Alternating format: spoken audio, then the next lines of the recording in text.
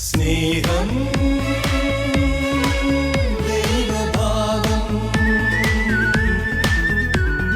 കുടുംബം ദൈവദാനം അതിലെന്നും നമ്മൾ വളരാൻ ഉള്ളിൽ നിറയണം സ്നേഹക്കൂടാരം സ്നേഹക്കൂടാരം സ്നേഹക്കൂടാരം സ്നേഹക്കൂടാരം.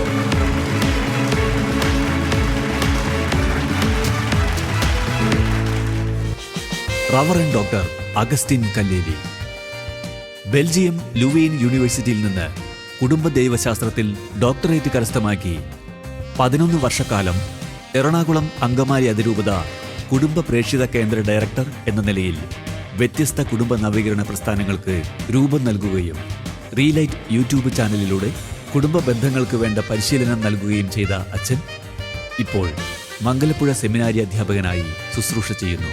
കുടുംബ ബന്ധങ്ങളുടെ കെട്ടുറപ്പ് കൂടുതൽ വ്യക്തമാക്കുന്ന സ്നേഹക്കൂടാരം ഫാമിലി ബീറ്റ്സിൽ വ്യത്യസ്ത മേഖലകളിൽ പ്രവർത്തിക്കുന്ന ദമ്പതിമാരോടൊപ്പം സ്വാഗതം ചെയ്യാം ഫാദർ അഗസ്റ്റിൻ കല്ലേലി. സ്നേഹക്കൂടാരം ഫാമിലി ബീറ്റ്സിലേക്ക് എല്ലാ പ്രേക്ഷകർക്കും ഒരിക്കൽ കൂടി ഹൃദ്യമായ സ്വാഗതം. കഴിഞ്ഞ 2-3 എപ്പിസോഡുകളിലായിട്ട് സന്യാസിനികളായ മക്കളുള്ള മാതാപിതാക്കളുമായിട്ടാണ് നമ്മൾ ഈ ഷോ അവതരിപ്പിക്കുന്നത്.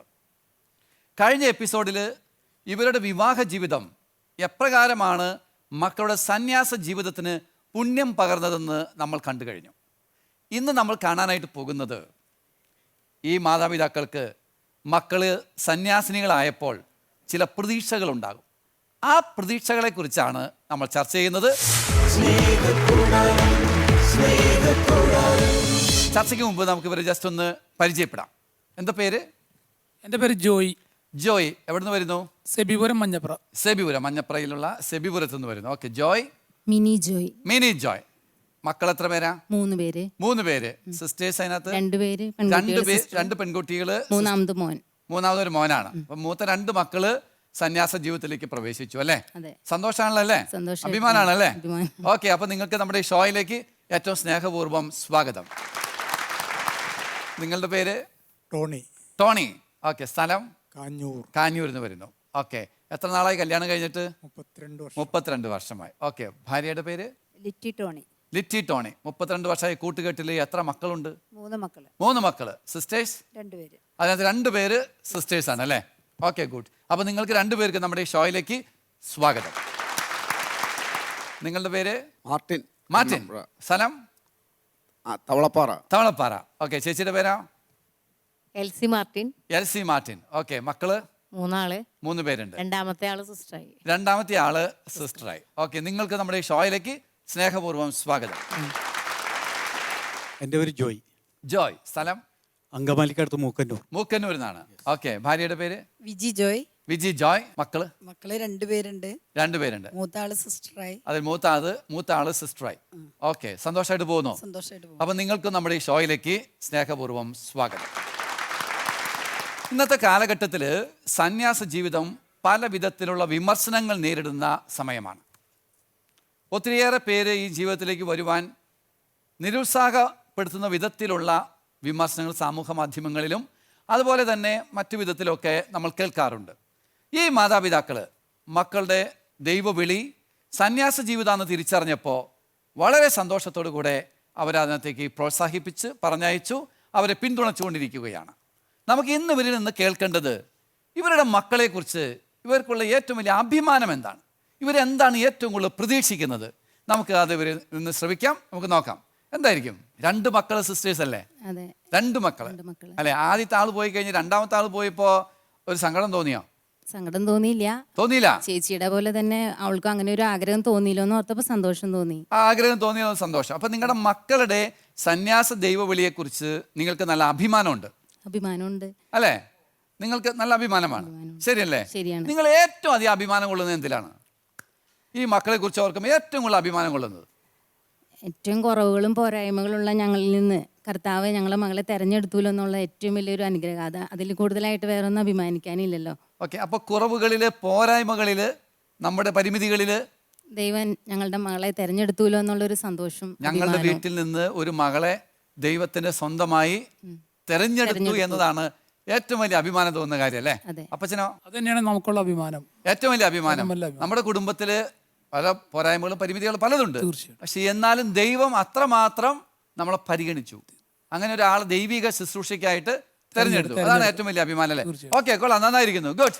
എന്താണ് നിങ്ങളുടെ ടോണി ആൻഡ് ലിറ്റി ദമ്പതികൾ എന്ന് പറയുന്നു? മക്കളെ കുറിച്ച് ഓർക്കുമ്പോൾ 2 മക്കള് സന്യാസ ജീവിതത്തിലേക്ക് വന്നല്ലോ, അവരെ കുറിച്ച് ഓർക്കുമ്പോൾ ഏറ്റവും കൂടുതൽ അഭിമാനം കൊള്ളുന്നത്? സന്യാസം ഇന്ന് ലോകദൃഷ്ടിയിൽ വളരെ വില കുറഞ്ഞ ഒരു ഏർപ്പാടാണ്. ഇന്ന് സോഷ്യൽ മീഡിയയിലും മറ്റ് ഭൂരിപക്ഷ സമൂഹങ്ങളിലും. അതെ, അപ്പോൾ അതിൻ്റെ വില ലോകത്തിന് അറിയില്ല. വില അറിയില്ല. പിന്നെ നമ്മൾ നോക്കുമ്പോൾ ഒരു വില കുറഞ്ഞ ജീവിതം, നിറമങ്ങിയ ജീവിതം, നിറമങ്ങിയ ജീവിതം ഒന്നും ഈ ലോകം പറയാനായിട്ട് എന്താ കാരണം? കാരണം എന്ന് പറയുമ്പോൾ ഇതിൻ്റെ ആർഭാടങ്ങളൊന്നുമില്ല ജീവിതത്തിൽ. ആർഭാടങ്ങൾ. പിന്നെ ഒരു മേലധികാരി കണ്ട് അനുസരിച്ച് ജീവിക്കുക. സ്വന്തമായിട്ട് താല്പര്യങ്ങളൊന്നും ഇല്ലല്ലോ. സ്വന്തമായി താല്പര്യങ്ങളില്ല, സ്വാതന്ത്ര്യം കുറവാണ്. കുറവാണ്. പിന്നെ ഈ ലോകത്തിൻ്റെതായ ആകർഷണങ്ങൾ. ഇപ്പോ നല്ലൊരു വസ്ത്രം ധരിക്കുക, ഫാഷനബിൾ ആയിട്ട് നടക്കുക, അല്ലെങ്കിൽ എന്താ പറയുക, ഇഷ്ടമുള്ള ഭക്ഷണം കഴിക്കുക, ഇഷ്ടമുള്ള ജോലി ചെയ്യുക, അങ്ങനെ കുറേയേറെ കാര്യങ്ങളുണ്ടല്ലോ. അത്തരത്തിലുള്ള കളറുകളൊന്നുമില്ല. പിന്നെ ഇന്നിപ്പോ പെൺകുട്ടികളെ സംബന്ധിച്ചിടത്തോളം UK, കാനഡ, ജർമ്മനിയൊക്കെ ആയിട്ട് അങ്ങനെ വിശാലമായിട്ട് കിടക്കാണ്. അതെ, ഇന്ന് നമുക്ക് +2 കഴിയുമ്പോഴേക്കും ഒത്തിരി ഓപ്ഷൻസ് ഉണ്ട്. മൈഗ്രേഷൻ അല്ലെ, വിദേശ രാജ്യങ്ങളിലേക്ക്. ഇതെല്ലാം ഉപേക്ഷിച്ച് ഈ ഒരു ജീവിതത്തിലേക്ക് അവർ മാറിയെന്ന് കാണുമ്പോഴേ, അവരിലുള്ള ദൈവകൃപ നമ്മൾ ആലോചിക്കുമ്പോഴേ, എനിക്ക് വലിയ അഭിമാനത്തിന് കാരണമാണ്. വലിയ അഭിമാനമാണ് അല്ലേ? അതായത് ഇത്രമാത്രം ലോകം നമ്മുടെ മുൻപിൽ ഓപ്പർച്യൂണിറ്റീസ് അല്ലെങ്കിൽ ആകർഷകമായ കാര്യങ്ങൾ വെച്ചിട്ട് അതൊക്കെ വിട്ടിട്ട് ദൈവകൃപയിൽ ദൈവത്തെ ശുശ്രൂഷിക്കാനായിട്ട് ഞങ്ങളുടെ മക്കള് ഇറങ്ങി തിരിച്ചു എന്ന് ഓർക്കുമ്പോൾ വലിയ അഭിമാനമുണ്ട്. കളറില്ലാത്ത ജീവിതത്തിലേക്ക്, നിറമങ്ങിയ ജീവിതത്തിലേക്ക് ദൈവത്തെ ശുശ്രൂഷിക്കാനായിട്ട് വലിയ നിറവോടുകൂടി ഇറങ്ങി ചെന്നപ്പോൾ നിങ്ങൾക്കൊരു സന്തോഷം, അഭിമാനം. കാരണം ഓരോന്നിനും അതിൻ്റെതായ വില അവർ കൽപ്പിക്കുന്നു, അവരത് മനസ്സിലാക്കി എന്ന് പറയുമ്പോഴേ. അതെ, യഥാർത്ഥത്തിൽ എന്തിനാണോ വില കൽപ്പിക്കേണ്ടത് അത് അവർ തിരിച്ചറിഞ്ഞിരിക്കുന്നു. അതെ, ലോകത്തിൻ്റെ മായാക്കാഴ്ചകളിൽ നിന്നെല്ലാം വിട്ട് യാഥാർത്ഥ്യങ്ങളിലേക്ക് അവർ അത് കണ്ടെത്തി അല്ലേ? യഥാർത്ഥത്തിലുള്ള നിക്ഷേപം എന്താണെന്ന് അവർ തിരിച്ചറിഞ്ഞു. അതിനകത്താണ് ഏറ്റവും കൂടുതൽ അഭിമാനം കൊള്ളുന്നത് അല്ലേ? ഓക്കെ, കൊള്ളാം. എന്ത് പറയുന്നു ലിറ്റി ചേച്ചി, എന്ത് പറയുന്നു?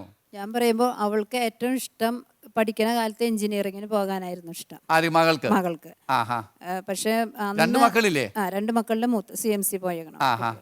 അപ്പൊ അവൾക്ക് എഞ്ചിനീയറിങ്ങിന് പോകാനായിരുന്നു ഇഷ്ടം. പക്ഷെ അന്ന് എഞ്ചിനീയറിങ്ങിന് വിടണുണ്ടായിരുന്നില്ല. അങ്ങനെ ഒരു ഇതിൽ ഡിഗ്രിക്ക് അങ്ങനെ ഒക്കെ എഞ്ചിനീയറിങ്ങിന് പോകുന്നുണ്ടായിരുന്നില്ല, വിടണുണ്ടായിരുന്നില്ല അവിടെ നിന്ന്. പക്ഷെ ഇവൾക്ക് ഇഷ്ടം എഞ്ചിനീയറിങ്ങിന് പോകാനായിരുന്നു. അപ്പൊ പോകുമ്പോ അതാണ് പിന്നെ ഒരു വിഷമം ഇവൾക്ക് പറഞ്ഞായിരുന്നത്, എഞ്ചിനീയറിംഗ് പഠിക്കാൻ പറ്റില്ല, താല്പര്യമായിരുന്നു. പക്ഷെ സിസ്റ്റർ അങ്ങനെ സിസ്റ്റർമാരങ്ങനെ പോകുന്നുണ്ടായിരുന്നില്ല. അപ്പൊ പിന്നെ എന്നാലും ദൈവത്തിന്റെ ഇഷ്ടപ്രതി അതൊക്കെ ആഗ്രഹങ്ങളൊക്കെ വേണ്ടാന്ന് വെച്ചു അങ്ങനെ മടത്തിപ്പോയി. പക്ഷെ ഇവള് പിന്നെ അവര് കുറച്ച് കാലം കഴിഞ്ഞിട്ടാണല്ലോ ഇവര് സിസ്റ്റർ ആവണത്. അപ്പൊ അതെല്ലാം കഴിഞ്ഞ് ഒരു സിസ്റ്ററായിട്ട് 1 വർഷം കൂടി കഴിഞ്ഞിട്ട് ഇവരെ പഠിപ്പിക്കാൻ തുടങ്ങുള്ളൂ. അപ്പോഴത്തേക്കും അവിടെ നിയമങ്ങൾ മാറി എഞ്ചിനീയറിംഗിന് വിടാന്നായി സിസ്റ്റർമാരെ എഞ്ചിനീയറിംഗ് പഠിക്കാൻ വിടുന്നുണ്ട്. അപ്പൊ കൃത്യം ഇവളും പറഞ്ഞോണം, ഞാൻ പ്രാർത്ഥിച്ച പോലെ, എന്റെ ആഗ്രഹം പോലെ തന്നെ ഈശോ എനിക്ക് ആ എഞ്ചിനീയറിംഗിലേക്ക് എന്നെ കൊണ്ടുവന്നാക്കി. അപ്പൊ അങ്ങനെ എഞ്ചിനീയറിംഗിനാണ് ഇപ്പൊ ആള് പഠിക്കുന്നത്. ഇപ്പൊ എഞ്ചിനീയറിംഗിനാണ് പഠിക്കുന്നത്, ഹിസാറ്റ് എഞ്ചിനീയറിംഗ് പഠിക്കണ്ട്. അപ്പൊ അതോർക്കുമ്പോ ഒരു അവളുടെ ആ ഒരു ഈശോ അവളെ അത്രയും കരുതണുണ്ടെന്ന് അപ്പൊ അതിൽ നിന്ന് നമുക്ക് മനസ്സിലായി. അതൊരു അഭിമാനം തന്നെയാണ്.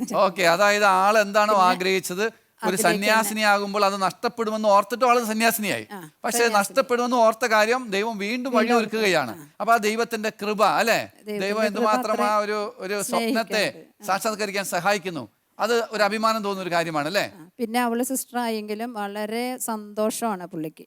വളരെ സന്തോഷമാണ്. വീട്ടിലൊക്കെ വരുമ്പോൾ വളരെ സന്തോഷമാണ്, ഭയങ്കര സന്തോഷമാണ്. അതെ അല്ലേ? ടിങ്കിൾ വേറെ ആളുണ്ടല്ലോ. ടിങ്കിൾ അങ്ങനെ തന്നെയാണ്. അതെ അല്ലേ? ആൾക്ക് എന്താവാനായിരുന്നു താല്പര്യം? അല്ല, അവളങ്ങനെ പ്രത്യേകിച്ച് ഇഷ്ടങ്ങളൊന്നും അങ്ങനെ, ഇവൾക്കായിരുന്നു എഞ്ചിനീയറിംഗ് താല്പര്യം. ഇളയോള് അങ്ങനെ പ്രത്യേകിച്ചൊന്നും പറയുന്നുണ്ടായിരുന്നില്ല, എന്നെ അവളൊന്നും പറയുന്നുണ്ടായിരുന്നില്ല. ഇപ്പൊ ഡിഗ്രിക്ക് പഠിക്കാണ് ട്രിച്ചിയിൽ. അപ്പൊ ഇവര് വളരെ സന്തോഷമാണ് അല്ലേ? സന്തോഷം. ശരിക്കും ഈ സിസ്റ്റേഴ്സിന്റെ സന്തോഷം എന്താ? ഇവര് വരുമ്പോ ഉള്ള അയൽവക്കക്കാര് മുതൽ പറയും, ഇവര് വരുമ്പോ പിള്ളേര് വന്നിട്ടുണ്ടല്ലേ, നല്ല വീട്ടിൽ നല്ല ചിരി സന്തോഷമൊക്കെ കേൾക്കണുണ്ടല്ലോ എന്ന് പറയില്ല. ഇവരെ കാണുമ്പോ തന്നെ ഒരു പ്രത്യേക ചൈതന്യം ഉണ്ടല്ലേ? സിസ്റ്ററിന്റെ സന്തോഷത്തിന്റെ രഹസ്യം എന്തായിരിക്കും? സന്തോഷം അവർ ആ ജീവിതം അത്രയ്ക്കും അവർ ഇഷ്ടപ്പെടണുണ്ട്. ആ ജീവിതത്തെ അല്ലെ, ആ ഒരു സന്യാസത്തെ സമ്പൂർണ്ണമായി സമർപ്പിക്കുന്നതിനെ, ഒരു പ്രാർത്ഥനാ ചൈതന്യത്തെ അത്രമാത്രം അവർ ഇഷ്ടപ്പെടുന്നു. അത് അവരുടെ മുഖത്ത് നീളിലേക്കും അല്ലെ. പൊതുവെ ചിലരൊക്കെ പറയാറുണ്ട് സിസ്റ്റേഴ്സിന് സന്തോഷം കുറവാണ്. പക്ഷെ അങ്ങനെയല്ല അല്ലേ? രണ്ട് മക്കളും വീട്ടിൽ വരുമ്പോൾ നല്ല സന്തോഷം, ഹാപ്പിയാണ്. Very good. അപ്പൊ മക്കളെ കുറിച്ച് ദൈവം സ്നേഹിച്ചതിന്റെ, കരുതലിന്റെ, അതുപോലെ തന്നെ ഈ യഥാർത്ഥത്തിലുള്ള ശരി ഏതാണെന്ന് കണ്ടെത്തിയതിന്റെ അഭിമാനമാണ് നിങ്ങൾക്ക് രണ്ടുപേർക്കുള്ളത്. കൊള്ളാം, വെരി ഗുഡ്. നിങ്ങൾക്ക് എന്ത് തോന്നുന്നു? മക്കളെ കുറിച്ച് ഏറ്റവും കൂടുതൽ അഭിമാനം തോന്നുന്ന കാര്യം മകളെ കുറിച്ച്? മക്കളുടെ എല്ലാവരുടെയും, മൂന്ന് പേരുടെയും അവരവരുടെ ഇഷ്ടങ്ങളാണ് നമ്മൾ സാധിച്ചു കൊടുത്തിട്ടുള്ളത്. അതെ, അത് നല്ലതാണെന്ന് കാണുമ്പോൾ നമുക്ക് അതിലേറെ സന്തോഷം ഉണ്ടാകും. അപ്പോൾ ഈ മകൾ സ്വീകരിച്ച സന്യാസ ജീവിതം വളരെ നല്ലതാണ് നിങ്ങൾക്ക് അല്ലെ? എന്താണ് ഇത്ര നല്ലതെന്ന് പറയാൻ? അവർക്ക് ക്രിസ്തുവിനെ മണവാളനായി സ്വീകരിക്കാൻ കഴിഞ്ഞതിലുള്ള സന്തോഷമാണ് എനിക്ക്. നമ്മൾ എത്ര ശ്രമിച്ചാലും ഒരു ക്രിസ്തുവിനെ പോലെ ഒരാളെ മണവാളനായി കൊടുക്കാൻ പറ്റില്ല. യേശു ക്രിസ്തുവിനെ പോലെ നമ്മൾ എത്ര വിചാരിച്ചാലും നടക്കുന്ന കാര്യമല്ല ക്രിസ്തുവിനെ പോലെയുള്ള ഒരാളെ മണവാളനായി ജീവിതത്തിൽ സ്വീകരിക്കാൻ. നമുക്ക് വേണി അയൽവക്കത്തെ തോമസിനെയോ ജോണിയെയോ ജോൺസനെയോ ഒക്കെ കൊടുക്കാം. പക്ഷെ ക്രിസ്തുവിനെ മണവാളനായി കൊടുക്കാൻ നമ്മളെ കൊണ്ട് സാധിക്കില്ല. അത് അവള് തെരഞ്ഞെടുത്ത ഒരു മേഖലയാണ്, സ്വയമായിട്ട് തെരഞ്ഞെടുത്ത ഒരു കാര്യമാണ്. അതിന് എനിക്ക് അഭിമാനമുണ്ട്. അപ്പൊ ക്രിസ്തു മകളെ സ്വന്തം മണവാട്ടിയായി ഒരു സമ്പൂർണ്ണ സമർപ്പണത്തിലൂടെ സ്വീകരിച്ചത് അല്ലെ, അവൾക്ക് ആ സമർപ്പണം നടത്താൻ സാധിച്ചത്, അത് വലിയൊരു അഭിമാനമായിട്ട് തോന്നുന്നു അല്ലേ? ഓക്കെ, കൊള്ളാം, നന്നായിരിക്കുന്നു കേട്ടോ. എൻ്റെ പേരിൽ വരെ അവളെ ഒരു സിസ്റ്റർ ഒരു മാറ്റം വരുത്തിയിരിക്കുകയാണ്. പേരിൽ മാറ്റം വരുത്തിയോ? ആദ്യമൊക്കെ അവള് സിസ്റ്റർ ആവാൻ പോകുന്നതിന് മുൻപേ എന്നെ അറിഞ്ഞിട്ടിരുന്നു മാർട്ടിന്റെ മകൾ എന്നാണ്. മാർട്ടിന്റെ മകൾ എന്നാണ്. ഇപ്പൊ മറ്റുള്ളവർ പറയുന്നത് ആ സിസ്റ്റർ മീനുവിന്റെ അപ്പനാണെന്നാണ്. ഒരു വലിയൊരു മാറ്റം വന്നു അല്ലേ?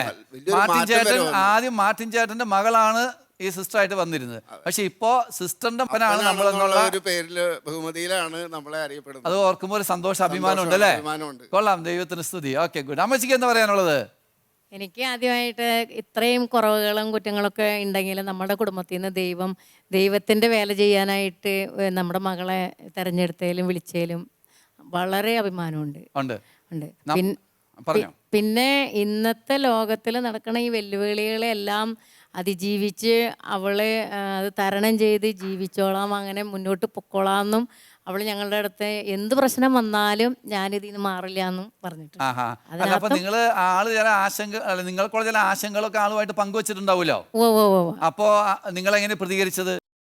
അല്ല, ഞങ്ങളെ പ്രതികരിച്ചു എന്ന് പറഞ്ഞാൽ ഞങ്ങൾ പറഞ്ഞു എന്ത് പ്രശ്നങ്ങൾ എന്ത് ഇതുണ്ടായാലും എല്ലാം തരണം ചെയ്ത് ജീവിച്ചോളണം, ഇതിനകത്തേക്ക് പോയിട്ടുണ്ടെങ്കിൽ വേറെ ഒരു ഉറപ്പ് തന്നു. അതിന് നമുക്ക് ശരിക്കും അവൾ ഉറപ്പ് തന്നിട്ടുണ്ട്. വ്യക്തമായ ധാരണയുണ്ട് ഈ ജീവിതത്തിലേക്ക് പ്രവേശിക്കുമ്പോൾ അതിനകത്തുള്ള വെല്ലുവിളികൾ എന്താണെന്ന്. അതിനെ അതിജീവിക്കാനായിട്ട് മകൾ നല്ല കരുത്ത്. ഞാൻ അത് എന്ത് വന്നാലും ഞാൻ അതിനെ അതിജീവിച്ച് തന്നെ ജീവിക്കുള്ളൂ, ഇതിൽ നിന്ന് മാറണ പ്രശ്നമില്ല. അതിനകത്തും ഞങ്ങൾക്ക് നല്ലൊരു നല്ല അഭിമാനമുണ്ട്. മകൾ ഉറച്ച തീരുമാനത്തിൽ ഏത് വെല്ലുവിളി അതിജീവിക്കാനുള്ള ദൃഢമായ ഒരു തീരുമാനം, അതിനകത്ത് അഭിമാനം കൊള്ളുന്നു അല്ലേ? ഓക്കെ, കൊള്ളാം. ശരിക്കും ഒരു മകളെ ദൈവം സ്വന്തം ജീവിതത്തിലേക്ക് മണവാട്ടിയായിട്ട് തിരഞ്ഞെടുത്തത് അത് നമുക്കൊന്നും നൽകാൻ സാധിക്കുന്ന കാര്യമല്ല. അതിനകത്ത് അഭിമാനമുണ്ട്.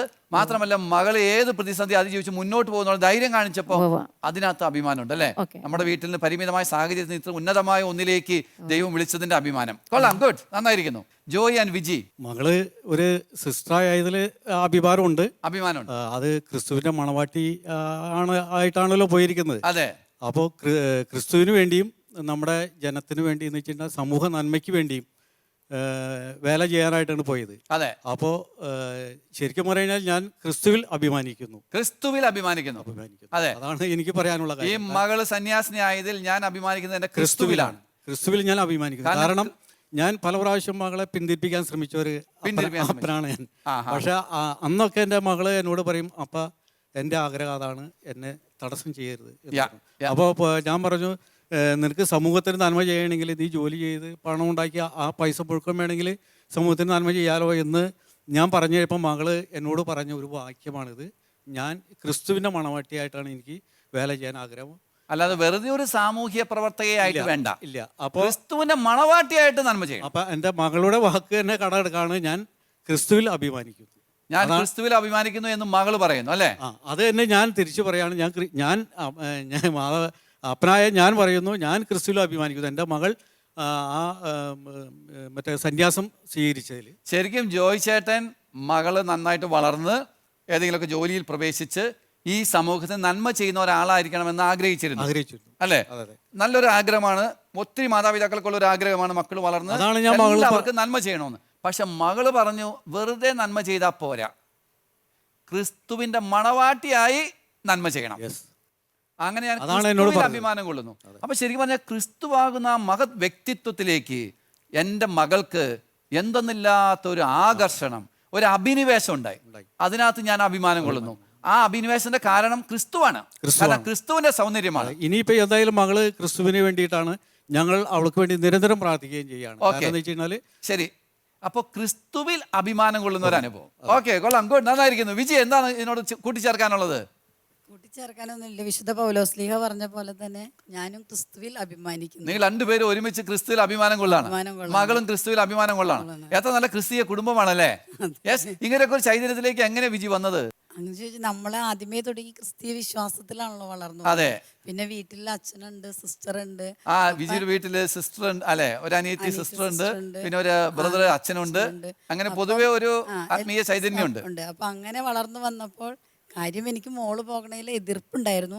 എന്നിരുന്നാലും ക്രിസ്തുവിന്റെ മണവാട്ടിയായി പോയി നമ്മുടെ പോരായ്മയിൽ നിന്നെല്ലാം ദൈവം അവളെ പിടിച്ച് ഉയർത്തിക്കൊണ്ട് മണവാട്ടിയെ സ്വീകരിച്ചല്ലോ. ശരി, ഞാൻ അഭിമാനം അതിൽ ഏറ്റവും അധികം അഭിമാനം കൊള്ളുന്നു. അപ്പൊ ആ ക്രിസ്തുവിന്റെ മണവാട്ടിയായ അല്ലെങ്കിൽ ക്രിസ്തുവിൽ ഒരു തെരഞ്ഞെടുപ്പ് നടത്താനായിട്ട് മകൾക്ക് സാധിച്ചതില് നല്ല അഭിമാനം തോന്നുന്നു. കൊള്ളാം. നിങ്ങൾക്ക് എല്ലാവർക്കും ഓരോരോ കാര്യങ്ങൾ പറയാനുണ്ട്. ഈ മകള് അല്ലെങ്കിൽ മക്കള് സന്യാസ ജീവിതത്തിലേക്ക് വന്നപ്പോൾ അഭിമാനം കൊള്ളുന്ന ഓരോരോ രഹസ്യങ്ങളാണ് നിങ്ങളിപ്പോൾ ഞങ്ങളോട് പങ്കുവെച്ചത്.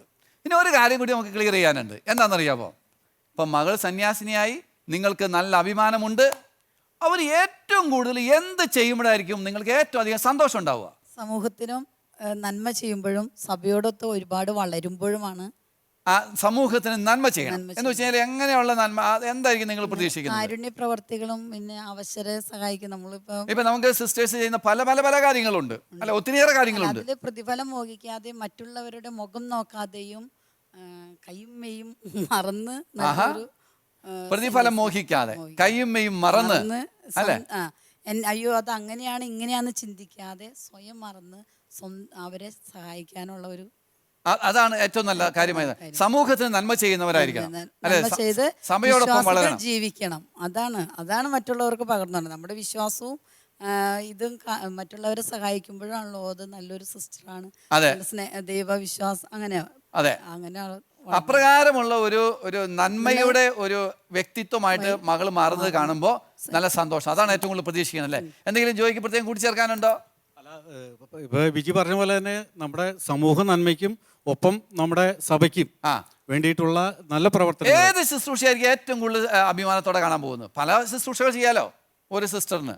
അല്ല, മറ്റുള്ളവർക്ക് വേണ്ടിയിട്ടുള്ള ഒരു ചാരിറ്റി എന്ന് വെച്ചാൽ പ്രാർത്ഥന, മറ്റേ സമൂഹ നന്മയ്ക്ക് വേണ്ടിയുള്ള എന്ത് കാര്യങ്ങളും, ഏത് കാര്യം എല്ലാത്തിനും ഒരുപോലെയാണ് കാണുന്നത്. അത് എന്തെങ്കിലും പ്രത്യേകമായ കാര്യങ്ങൾ എന്തെങ്കിലും പ്രത്യേകിച്ച് ഇപ്പൊ ചിലര് സ്കൂളിൽ പഠിപ്പിക്കുന്നുണ്ട്, ചിലര് ഹോസ്പിറ്റലിൽ വർക്ക് ചെയ്യുന്നുണ്ട്, ചിലര് ബാലഭവൻ നടത്തുന്നുണ്ട്, ചിലര് വൃദ്ധരായവരെ നോക്കുന്നുണ്ട്, ചിലര് മിഷനിൽ പോയി സുവിശേഷം പ്രഘോഷിക്കുന്നുണ്ട്. അങ്ങനെ പല വിധത്തിലുള്ള ശുശ്രൂഷകളുണ്ടല്ലോ. ഉണ്ട്. അത് മകൾക്ക് ഏതാണ് ഇഷ്ടമെന്ന് വെച്ച് കഴിഞ്ഞാൽ ഞങ്ങൾ അതിനെ സപ്പോർട്ട് ചെയ്യാണ്. ദൈവം എന്താണോ അവരിൽ നിന്ന് പ്രതീക്ഷിക്കുന്നത്, അവർക്ക് എന്താണ് അഭിരുചിയായി തോന്നുന്നത്, അത് ചെയ്യുന്നതാണ് നമ്മുടെ ഏറ്റവും വലിയ സന്തോഷം. ഓക്കെ, കൊള്ളാം. നിങ്ങൾക്ക് എന്ത് തോന്നുന്നു? നിങ്ങളുടെ മക്കള് എന്ത് ശുശ്രൂഷ ചെയ്യുന്നതാണ് നിങ്ങൾക്ക് ഏറ്റവും അധികം സന്തോഷം നൽകുക?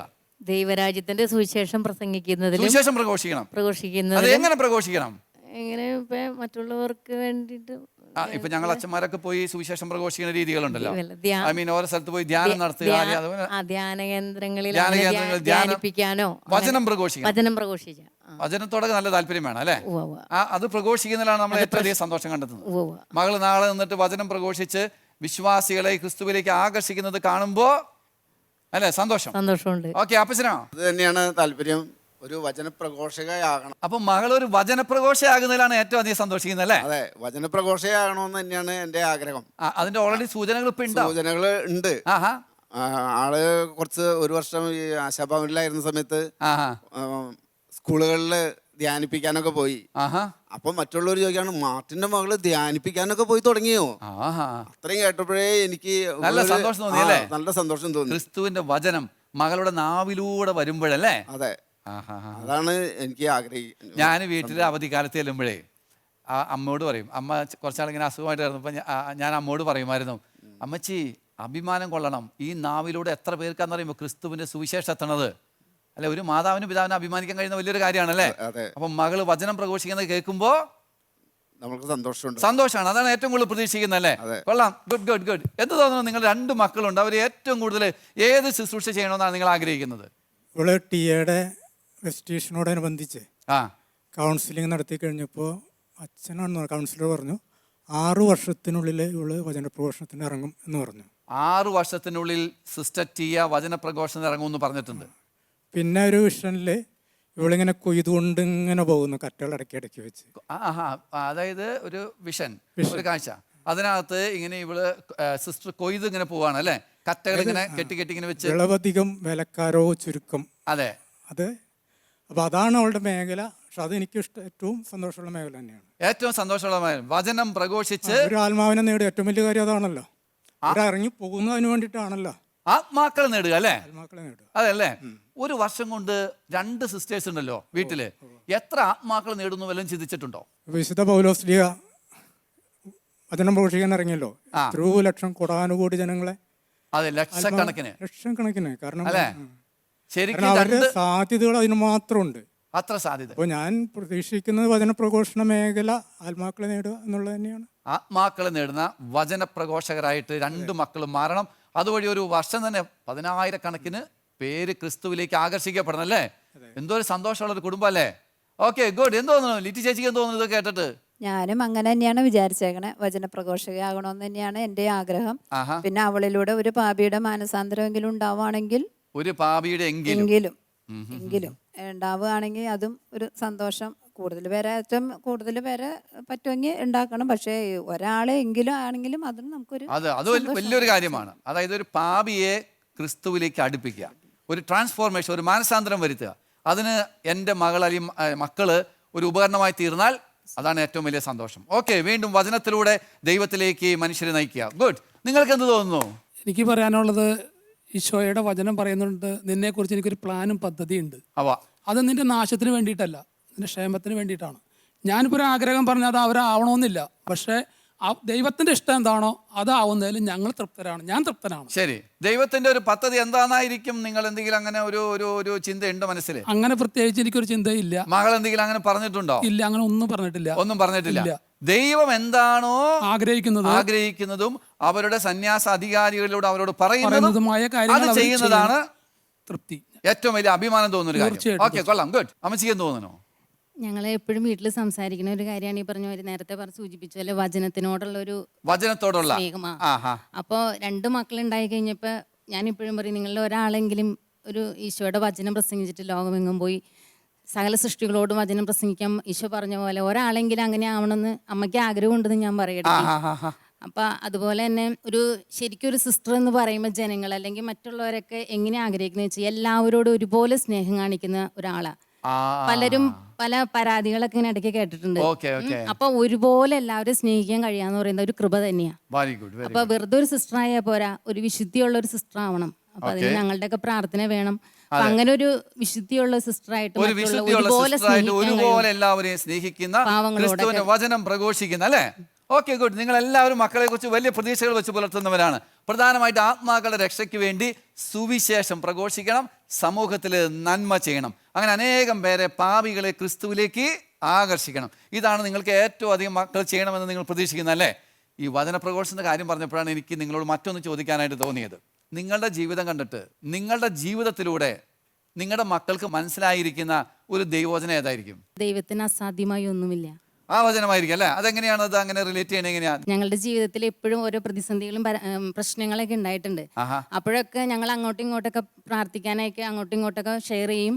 അപ്പോ ഇന്നല്ലെങ്കിൽ നാളെ അത് ദൈവത്തിന്റെ ആ സമയമാകുമ്പോൾ എല്ലാം ശരിയായി തരും. അതുകൊണ്ട് നമ്മൾ പരിപൂർണമായി ആശ്രയിക്കും. നമുക്ക് ദൈവത്തിൻ്റെതായ ഒരു സമയമുണ്ട്. അപ്പൊ അതുകൊണ്ട് നിരാശയാകാതെ വീണ്ടും വീണ്ടും പ്രാർത്ഥിക്കാനുള്ള എല്ലാറ്റിലും ദൈവത്തിനൊരു പദ്ധതിയുണ്ട്. ദൈവികമായ സമയത്ത് നടക്കും. അങ്ങനെ ഒരു പ്രതീക്ഷ. അതുകൊണ്ട് ആ ഒരു വചനം ഞങ്ങളുടെ ജീവിതത്തിൽ ഏറ്റവും കൂടുതൽ ദൈവത്തിന് അസാധ്യമായി ഒന്നുമില്ല. അപ്പൊ നിങ്ങളൊരു സുവിശേഷ പ്രഘോഷകരാണല്ലേ? ലിറ്റി ചേച്ചിക്ക് എന്തോ പറയാനുണ്ടല്ലോ. ബൈബിളിലെ ഏത് വചനമായിരിക്കും കൂടുതൽ റിലേറ്റ് ചെയ്യാൻ പറ്റുന്നത് മക്കൾക്ക് നിങ്ങളുടെ ജീവിതം കണ്ടു കഴിഞ്ഞാൽ? പെട്ടെന്ന് ചോദിച്ച ഒരു ഉത്തരം കിട്ടില്ലല്ലേ? നിങ്ങൾ ജീവിതത്തോടെ ഏറ്റവും കൂടുതൽ അവതരിപ്പിക്കുന്ന പുണ്യം എന്താണ്? സ്നേഹമാണ്. അപ്പൊ ദൈവം സ്നേഹമാകുന്നു പറഞ്ഞാൽ ശരിയാവോ വചനം? ദൈവം സ്നേഹമാകും. നമ്മളങ്ങനെ ചിന്തിച്ചിട്ടില്ല, പൊതുവെ ആരും അങ്ങനെ ചിന്തിക്കാറില്ല. അല്ല, ഇപ്പോൾ ഈ ചോദ്യം വന്നപ്പോഴാണ് അങ്ങനെ ഒരു കാര്യം ഉണ്ടല്ലോ എന്ന് ഓർത്തത് അല്ലേ? അതായത് നിങ്ങൾ വഴക്കുണ്ടാക്കാറില്ലെന്ന്, പരസ്പര സ്നേഹത്തിൽ ജീവിക്കുന്നല്ലേ മക്കൾ കണ്ടിട്ടുള്ളത്. അങ്ങനെ ദൈവം സ്നേഹമാണെന്ന് നിങ്ങൾ അവതരിപ്പിച്ചില്ലേ? വചനമാണത്. അതിലെ വചനം പ്രഘോഷിക്കുന്ന ദമ്പതികളാണ്. ഓക്കെ, നിങ്ങളോ? ക്ഷമ ആണ് ഞങ്ങളുടെ സ്നേഹം ദീർഘക്ഷമയുള്ളതാണ്. നമ്മുടെ ജീവിതം വഴി നന്നായിട്ട് മനസ്സിലായിട്ടല്ലേ? ഏറ്റവും കൂടുതൽ ക്ഷമിക്കുന്നത് ആരാ? പരസ്പരം അങ്ങനെ ക്ഷമിക്കല്ലേ? സ്നേഹം ക്ഷമയുള്ളതാണല്ലേ? ക്ഷമിക്കുന്നത് വഴിയാണ് മനുഷ്യൻ വളരണത്. ശരിയല്ലേ? നല്ലൊരു ദൈവവചനം. അപ്പൊ നിങ്ങൾ സുവിശേഷം പ്രഘോഷിച്ചിട്ടുണ്ട്. ഇനി നിങ്ങളുടെ ജീവിതം അങ്ങനെ പെട്ടെന്നൊരു ദൈവവചനം എന്റെ നാവിൽ വരുന്നില്ല. ഞങ്ങൾ വളരെ സ്നേഹത്തോടും സന്തോഷത്തോടും കൂടി ആണ് ഞങ്ങൾ ഇതുവരെ ജീവിച്ചു പോകുന്നത്. അതെ അതെ അതെ. അപ്പൊ അത് മക്കളും അത് കണ്ടാണ് വളരുന്നത്. അതെ. അപ്പോൾ അത് തന്നെയാണ് ഞങ്ങളുടെ ഒരു വിജയം. അതെ, ക്രിസ്തു അവതരിപ്പിച്ചത് വലിയ സ്നേഹമാണല്ലോ. അതെ അല്ലെ? തന്നെ നൽകിക്കൊണ്ടുള്ള സ്നേഹം. നിങ്ങളുടെ വിവാഹത്തോടെ അത്തരത്തിലുള്ള സ്നേഹം നിങ്ങൾ അവതരിപ്പിച്ചു അല്ലേ? ഓക്കെ, എന്തോ വിജിക്ക് പറയാനായിട്ട്? ഞാൻ എപ്പോഴും മോളോട് പറഞ്ഞു കൊടുക്കാറുള്ള ഒരു വചനം, ഭയപ്പെടേണ്ട, ഞാനാണ് നിന്റെ ദൈവം, നീ സംഭ്രമിക്കേണ്ട. അത് എപ്പോഴും പറഞ്ഞു കൊടുക്കാറുണ്ട്. അത് നിങ്ങളുടെ ജീവിതത്തിൽ അതെങ്ങനെയാ? ജീവിതത്തിലും അങ്ങനെ തന്നെയാണ് അല്ലെ? ജീവിതത്തിലെ ബുദ്ധിമുട്ടുകളൊക്കെ വന്നപ്പോഴും ദൈവത്തിനെ ആശ്രയിച്ച് ഭയപ്പെടേണ്ട, സംഭ്രമിക്കേണ്ട, ഞാനാണ് നിങ്ങളുടെ ദൈവം, ആ ഒരു ബോധ്യമുണ്ട്. അങ്ങനെ നിങ്ങൾ സുവിശേഷം ഈ മക്കളോട് പ്രഘോഷിച്ചല്ലേ? പ്രിയമുള്ളവരെ, യഥാർത്ഥത്തിൽ ഇവരുടെ കഥകൾ കേട്ട് കഴിഞ്ഞപ്പോൾ നിങ്ങൾക്ക് മനസ്സിലായില്ലേ? സന്യാസ ജീവിതം അഭിമാനിക്കാൻ തക്ക ജീവിതമാണ്. ഈ മാതാപിതാക്കൾ അവരുടെ മക്കൾ സന്യാസിനി ആയതിൽ അഭിമാനം കൊള്ളുന്നു. ആ മക്കൾ മറ്റുള്ളവർക്ക് നന്മ ചെയ്യുമ്പോൾ, ക്രിസ്തുവിൻ്റെ മണവാട്ടിയായി ക്രിസ്തുവിൽ അഭിമാനം കൊണ്ട് ദൈവകൃപയിൽ വളർന്ന് മറ്റുള്ളവർക്ക് കാരുണ്യത്തിൻ്റെയൊക്കെ ശുശ്രൂഷകൾ ചെയ്യുമ്പോൾ അഭിമാനം, സന്തോഷം. ഒരു കുടുംബത്തിന് ഇതിലേറെ സന്തോഷിക്കാൻ എന്താണുള്ളത്? പ്രിയമുള്ളവരെ, ദൈവത്തിൻ്റെ വിളി സ്വീകരിക്കാൻ നമ്മുടെ മക്കളെ നമ്മൾ പ്രോത്സാഹിപ്പിച്ച് പുണ്യ ജീവിതത്തോടെ അവരെ വളർത്തിക്കൊണ്ടുവരുമ്പോൾ അഭിമാനമാണ് നമുക്ക് ബാക്കിയുള്ളത്, ക്രിസ്തുവിലുള്ള അഭിമാനം. അപ്രകാരം നമുക്ക് വളരാനായിട്ട് പരിശ്രമിക്കാം. നമ്മുടെ ബന്ധങ്ങൾ വളരട്ടെ, നമ്മുടെ കുടുംബങ്ങൾ ശക്തിപ്പെടട്ടെ. ഇവരുമായിട്ടുള്ള ഒരു ചർച്ച കൂടി നമുക്ക് അടുത്ത എപ്പിസോഡിൽ കാണാം. അതുവരെ ദൈവം നിങ്ങളെ അനുഗ്രഹിക്കട്ടെ.